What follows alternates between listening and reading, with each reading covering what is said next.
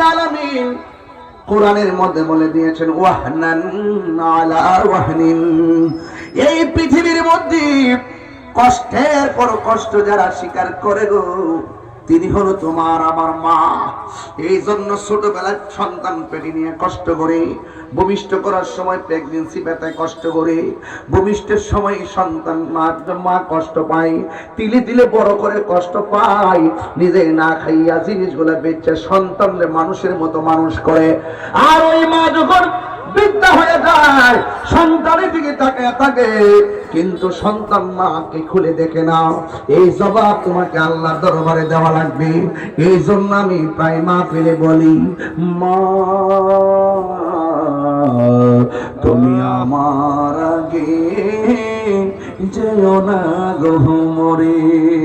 সুবহানাল্লাহ, সুবহানাল্লাহ। মা তুমি আমার আগে যেও না গো মরে। আমি কেমন করে দেব মাটি তোমার কবরে, মা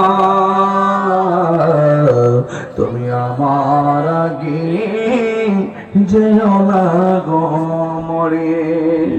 যখন রাত্রি নিজুম নি চোখে ঘুম, একলা শূন্য ঘরে, তোমার মনে পড়ে মাগো, তোমায় মনে পড়ে, তোমায় মনে পড়ে মাগো, তোমায় মনে পড়ে।